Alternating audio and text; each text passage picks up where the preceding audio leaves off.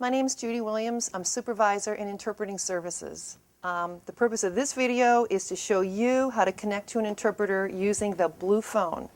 I'm going to first demonstrate actually using this phone how to get the interpreter.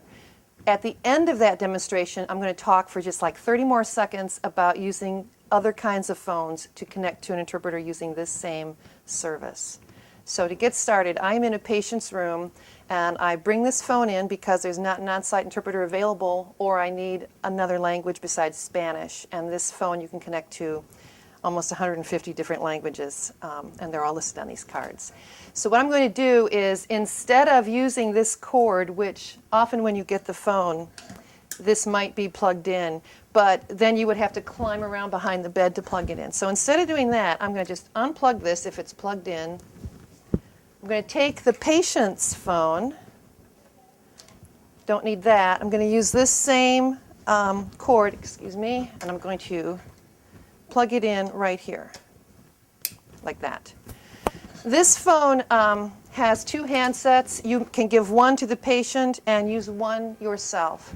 However, for the purposes of this demonstration, and also because I think it's a lot easier, I'm just going to use the speakerphone, and that way everyone's hands are free. You might want to use the handsets if it's a private conversation and there's a roommate. But really, it's a lot easier to just use speakerphone, and that's what I'm going to do right now. Oh, and one other thing. When I connect to this interpreter, you're going to hear, before I connect, some voice prompts. One of them is going to suggest adding a third party. I'm not going to do that, but just so you know, that feature would be if there's somebody at home, patient's guardian or somebody that you need to add to the call. That's what that's referring to. So I'm just going to bypass that when it asks me. And the other thing I want you to be aware of is when the interpreter comes on the phone, they're going to sign on giving me their identification information. That information needs to be recorded in the patient's chart. If there's ever a question and we need to go back and find that interpreter, we need that information. And we've done that before and we've needed it. The interpreter will also repeat that information at the end of the call before he or she signs off. And if you didn't get it, stop them and have them repeat it. Okay, so here we go. I'm going to push speakerphone. And then there are buttons here at the top. I'm going to go ahead and push the blue access button. It's going to dial in. When it asks me for the PIN number, I'm going to push the button that says PIN. This other button is for client services. You probably will never need it. It'll ask me to push the button or say yes or no at certain points. I prefer pushing buttons, and for Spanish I can push the button. But if it's another language, you will have to say the language, and if it doesn't understand you, it might connect you to some other language. But rest assured, whoever gets on this phone will be able to get you to the proper language if they connect you to the wrong language.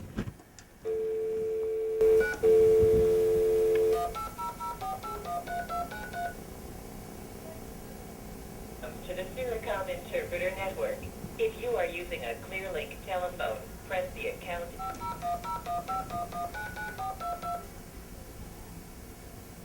Please say the language you need, or for Spanish, press 2. To select a language by it, you selected Spanish. If this is correct, say yes, or press 1. To make a call to another phone number and add an additional person, say yes, or press 1. Otherwise, say no, or press 2. You will be connected to the next available interpreter. Later, if you wish to add another person in addition to the interpreter, you may press *8.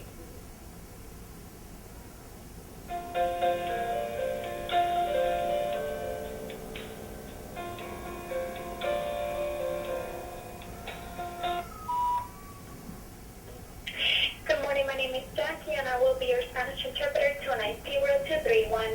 I would like to avoid the name, keep it confidential. How may I help you? Good morning. This is a demonstration. Could you please go ahead and interpret as though there was a patient in the room with me? Hola, buenos días. Seré su intérprete de inglés. Interpretaré todo lo que diga y lo mantendré confidencial. Por favor, hable en frases cortas. Go ahead, ma'am. Thank you.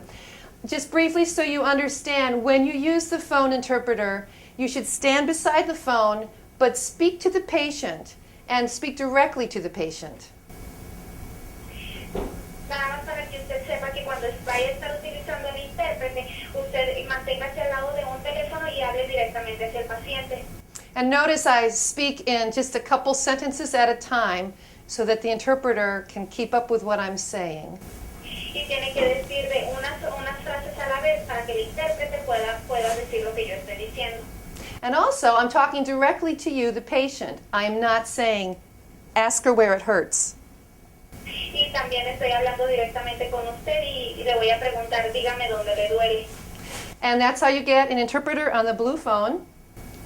Y así es como usted va a obtener al intérprete en el teléfono azul. And we are finished now. Thank you, interpreter. You're welcome. Ya terminamos and thank you for using our service interpreter 290231 disconnecting. Bye-bye. Goodbye. So as you heard, she gave her sign-on. Disconnect. To reconnect to the same Just hang up. So as you noticed, she did give her ID information at the beginning and the end. And that's how you use the blue phone. Now, if that's all you need to know, that's all you need to watch. But really quickly, I wanted to tell you that you can connect to these same interpreters using phones that aren't blue phones. You can use an Elco phone, a desk phone, office phone, as long as it has a speakerphone feature on it. Most hospital phones have this little CyraCom sticker on them. And this sticker gives you dialing instructions. Since nothing's pre-programmed with buttons on it like these phones have, you would follow these directions. There's an 800 number you would dial, and it will connect you directly to the CyraCom network. It'll prompt you to enter your account number, which is written on the sticker. And then each unit has their own PIN number. So depending what unit you're calling from, your sticker will have a 4-digit PIN number, and that's what they're asking for there. And then once you do that, the voice prompts are basically the same.